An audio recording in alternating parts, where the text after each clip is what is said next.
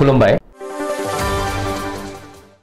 बड'लेण्ड इंखं टेलिभिजननि स्टुडिय'आव आं मिथिंगा बसुमतारी दिनैनि गाहाय रादाबफ्राव दङ दिल्लीयाव बड'लेण्ड सोमावसारनायखौ रैखाथि बिफाना होबथादोंना सोमावसारग्राफोरखौ हमदों दिल्लीयाव आलादा रायजो बड'लेण्डनि सोमावसारनायखौ हिमन्त प्रमद आरो दिपेन बर'आ होबथा होदों दावराय देख्रेब भेरगावआव बीजेपीनि हर घर तिरंगा अभियाननि सांग्रांथिजों बाइक रेली हाबाफारि कंग्रेसनि सा-8 एमएलएफोरा बीजेपीआव हाबसिगोन तिनसुकियाव सासे पुलिस अफिसारा गावखौ फोथैना लादों बिजनी महकुमा मावख'नि कनफारेन्स हलाव आजादी का अमृत महोत्सवनि सांग्रांथि आरो रिभिउ मेल 30 बोसोर उनाव सासे मार्डारारा हारियाना पुलिसजों हमजादों श्रीलंकानि उनाव बे खेबाव नुसुं हादर बांलादेशआव मुवा बेसादनि आंखाल रायजो राजाया लामायाव सोमावसारदों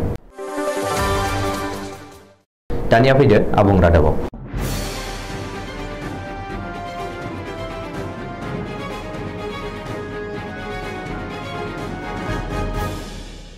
बनसुनि दैदेननायाव दिनै हादरनि राजथावनि गोदान दिल्लीयाव आलादा रायजो बड'लेण्डनि सोमावसारनाय हाबाफारि बानजायदों बनसुनि दैदेननायाव दिल्लीनि जन्तर मन्तराव फुंनि 10 रिंगानिफ्राय बेलासे 4 रिंगासिम आलादा रायजोनि बे सोमावसारनायखौ थोंजों मदद होना सोमावसारनायाव बाहागो लादों बड'लेण्ड जनजाति सुरक्षा मंच all India Bodo' peoples national league for Bodoland statehood Bodo' writers academy आरो गुबुन गुबुन आफादफोरा बनसुनि दैदेननायाव गुबुन गुबुन आफादनि 700निबो बांसिन दैदेनगिरि सोद्रोमा आरो आलादा रायजो बड'लेण्डखौ हास्थायग्राफोरा दिल्लीयाव थांनानै आलादा रायजोनि थाखाय सोमावसारहैदों नाथाय सोमावसारनाया जागायनायनि दान्दिसे उनाव दिल्ली पुलिस आरो रैखाथि बिफाना बड'लेण्ड सोमावसारनायखौ होबथानानै गासैबो सोमावसारग्राफोरजों हमना बासाव दैखांना लाङो मिथिनो हानाय बायदिब्ला दिल्ली जन्तर मन्तराव बड'लेण्ड सोमावसारनायनि थाखाय गनायथि लाखादोंमोन नाथाय सिगाङावनो गनायथि मोनखानायखौ केन्सेल खालामनानै दिनैनि सोमावसारनायखौ दिल्ली पुलिस आरो रैखाथि बिफाना होबथायो आरो हमनानै लाङो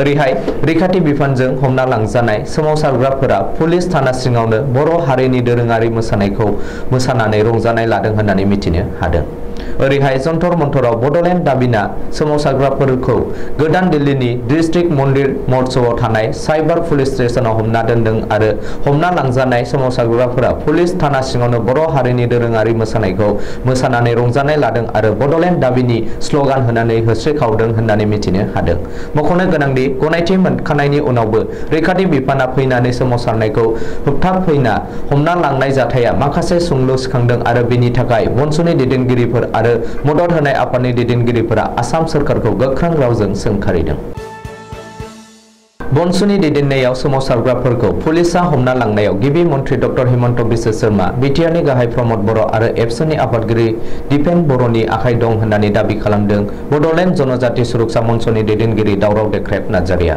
मख'नो गोनांदि बनसुनि दैदेननायाव दिनै फुंनि 10 रिंगानिफ्राय बेलासे 4 रिंगासिम दिल्लीनि जन्तर मन्तराव आलादा रायजो बड'लेण्डनि थाखाय सोमावसारनाय हाबाफारि बानजायदोंमोन नाथाय सोमावसारनाय हाबाफारिया जागायनायनि दान्दिसे उनाव दिल्ली पुलिस आरो रैखाथि बिफाना फैनानै सोमावसारनायखौ होबथाफैयो आरो सोमावसारग्राफोरखौ हमना लाङो ओरैहाय दिल्लीयाव बनसुनि दैदेननायाव आलादा रायजो बड'लेण्डनि सोमावसारनायखौ गिबि मन्थ्रि डक्टर हिमन्त बिश्व शर्मा बिटिआरनि गाहाय प्रमद बर' आरो एबसुनि आफादगिरि दिपेन बर'नि बिथोन बादियै होबथादों आरो सोमावसारग्राफोरखौ हमना लांदों होननानै बड'लेण्ड जनजाति सुरक्षा समिति दैदेनगिरि दावराव देख्रेब नार्जारिया दाबि खालामदों बबेखानि मैया दाखालिसो बिटिआर गोरोबथा खालामना लाबोनायनि उनाव फिन बड'लेण्डनि थाखाय सोमावसारनायाव बिटिआर गोरोबथा खालामग्राफोरा लाजिदों बेनिखायनो हिमन्त बिश्व शर्मा प्रमद बर' आरो दिपेन बर'मोननि नारसिननायावनो दिनैनि सोमावसारनायखौ होबथादों होनना दावराव देख्रेब नार्जारिया बुंदों बेजों लोगोसेनो बड'लेण्ड बिनाय रायजोफोरखौ होबथायोब्ला नोंसोरनो सानसे सैनांगोन होननानै दावराव देख्रेब नार्जारिया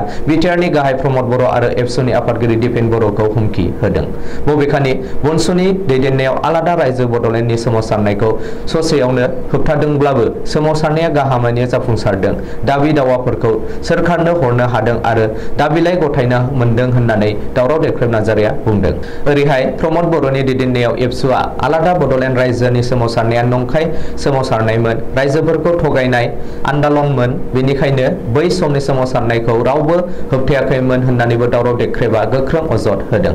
बबेखानि उरखाव गोरा ब्रह्मनि थाखायनो बर' हारिनि गेजेराव दाङाबाजि आरो बिदा फंबायजों बुथारलायनाय जादोंमोन। बर' हारियाव रोजा रोजा सुबुं जिउ गोमानाय आरो आइजोफोरा रान्दि जानायनि दायनिगिरिया उरखाव गोरा ब्रह्मआ बै समाव दावहा फोसावामोनब्ला जोंनि गेजेराव दाङाबाजि बुथारलायनाय जानाय नङामोन होननानैबो दावराव देख्रेब नार्जारिया बुंदों। भेरगावनि पानेरि समिस्थिनि सिङाव दिनै बिजेपि दोलोआ रायजो राजाफोरनि गेजेराव भारत उदांस्रिया 75थि बोसोर जानायनि थाखाय हर तिरंगा अभियानजों लोब्बा लाखिनानै मोनसे गिदिरथार मटर साइकेल रेली बानजायो आरो बे बाइक रेलीखौ पानेरि बियाबनि एमएलए थामहिनबा आसाम आयेन आफादनि बुंथिगिरि बिश्वजित दैमारिया बेखेवनानै होयो। बे बाइक रेलीया डिमाकुसि स्टेडियामनिफ्राय जागायनानै पानेरि बियाबखौ फाखोरसे गिदिंनानै फिन डिमाकुसियाव फोजोबो। दिनैनि बे बाइक रेलीयाव 300निबो बांसिन बाइकआ बाहागो लायो। आसामनि राजखान्थियाव मोनसे गेदेरथार खौरां, कंग्रेसआ आरोबाव गेदेरथार खहा जानायनि लामायाव। कंग्रेसनि सा 8 एमएलएफोरा बिजेपिआव हाबसिगोन। कंग्रेसनि सा 8 एमएलएफोरा थाबैनो बिजेपिआव हाबसिगोन होननानै दाबि खालामदों बिजेपि दैदेनगिरि डिब्रुगड़नि एमएलए प्रशान्त फुकना। बेजों लोगोसे बिजेपिआ माखासे मानि बरायनाय हाबाफारि खुंगोन होननानैबो एमएलए प्रशान्त फुकना बुंदों। नाथाय कंग्रेसनि सोर एमएलएआ दोलो नागारना बिजेपिआव हाबफैगोन बियो दासिमबो रोखा जायाखै आरो प्रशान्त फुकनाबो बेखौ रोखा फोरमायाखै। अब्लाबो कंग्रेसनि एमएलए नन्दिता दास, जादव स्वर्गियारि, भास्कर ज्योति बरुवा, प्रदीप सरकार, शिवम बरुवा, बसंत दास, दिगन्त बर्मन आरो शशिकान्त दासमोना दोलो नागारना बिजेपिआव हाबफैनो हागौ होनना सन्देह खालामदों आरो खौरां बिजोङाव सावरायजागासिनो दं। मख'नो गोनांदि प्रशान्त फुकना दाबि खालामनाय बादि कंग्रेसनि सा 8 एमएलएफोरा दोलो नागारना बिजेपिआव हाबफैमारोब्ला कंग्रेसनि थाखाय सुफुंख' हायै खहा जागोन आरो आसामाव कंग्रेसनि जोबस्रांलांनायनि लामाया रोखासिन जागोन। तिनसुकिया जिल्लायाव सासे पुलिस अफिसारा गावखौनो फोथैना लादों। पुलिस थाना सिङावनो जादों बे जाथाया। डिउटियाव थानाय सासे पुलिस अफिसारा पुलिस थाना सिङावनो गावनि सार्भिस रिभल्भारजों गावना गावखौनो फोथैना लादों। बबेखानि सार्भिस रिभल्भारजों गावना गावखौनो फोथैना लानाय पुलिस अफिसारखौ ट्राफिक ब्रान्चनि डीन सनवाल होननानै सिनायथिनो हादों।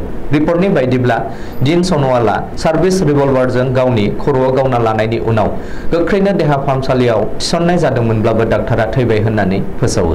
मख'नो गोनांदि हान्थामेला बिफाननि बिबानाव थानाय डीन सनवाला मा जाहोननि थाखाय पुलिस थाना सिङावनो गावखौ फोथैना लादों बेनि बागै बे खौरांखौ सुजुनाय समहालागै मिथिनो हायाखै। आसाम सरकार आरो भारत सरकारनि थांखि एबा बिथोन बादियै हर तिरंगा मोन्थोरखौ आबुङै जाफुंहोनो थाखाय समबार खालि बेलासि 2:30 रिंगायाव बिजनी महकुमा बेंगिरि राहुल कुमार गुप्तानि मासि दैदेननायाव सोरखारि आरो सोरखारि नङै गोबां फसंथानफोरनि बिबानगिरिफोरखौ लानानै मोनसे गोनांथार मेल जानानै थाङो। मेलखौ दैदेननानै महकुमा बेंगिरि राहुल कुमार गुप्ताया बयखौबो गाव गावनि मोननाय बिबानखौ थि समनि गेजेरावनो मावफुंलांनो थाखाय खावलायो आरो बिथोनबो होयो। महकुमा बेंगिरि राहुल कुमार गुप्ताया मोनफ्रोमबो बिफाननिफ्राय खामानि मावनायफोरखौ बुजिनानै लाग्रोयो।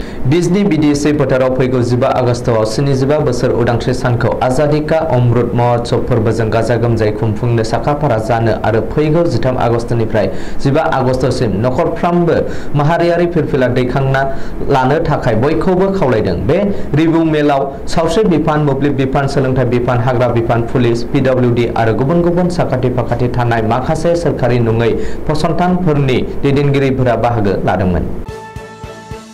हारियानानि पाटनायाव 30 बोसोर सिगां मानसि बुथारनानै गोबाव सम खारखोमानानै थानाय 65 बोसोर बैसोनि ओम प्रकाश मुंनि सासे मार्डारारखौ हारियाना पुलिसआ उत्तर प्रदेशनि गाजियाबादनिफ्राय मबाइल फन ट्रेसिं खालामनानै हमनो हादों। हारियाना पुलिसनि सुलुङाव फोरमायनाय बायदिब्ला ओम प्रकाशआ गावनि माखासे सिखाव लोगोफोरजों 30 बोसोर सिगाङाव बाइक आरो साखा खबब्रै गारि खावनाय समाव सासे सुबुंखौ बुथारदोंमोन।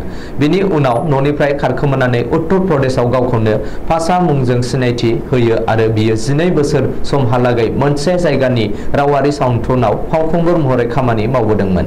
बेबादिनो गासै मोन 28 सावथुनाव खामानि मावबोदोंमोन। नाथाय बिखौ रावबो मानसि बुथारग्रा होननानै सानाखैमोन। अब्लाबो आयेननि आखाया जोबोर गोलाव होननाय बायदिनो ओम प्रकाश एबा फासाया थांनाय रबिबार खालि गावनि फंबायजों WhatsAppआव रायज्लायदोंमोन। बे समावनो हारियाना पुलिसआ फन टेपिं खालामनानै लकेशन ट्रेस खालामो आरो मंगलबार खालि फुंनि समाव हारियाना पुलिसआ गाजियाबादनिफ्राय एरेस्ट खालामना लाङो। श्रीलंकानि उनाव बे खेबाव बांलादेशनि फाला गोग्लैबाय। जाय गोरोन्थिखौ सिगाङाव श्रीलंकाया मावदोंमोन, आथिखालाव बांलादेशआबो बे एखे गोरोन्थिखौनो मावनो हमदों। मुलुगनि गुबुन गुबुन हादोरजों लोगोसे खोला एसियानि एबा भारतनि नुसुं हादोर बांलादेशआव पेट्रल, डिजेल आरो गुबुन गुबुन मुवा बेसादनि आंखाल नुजादों।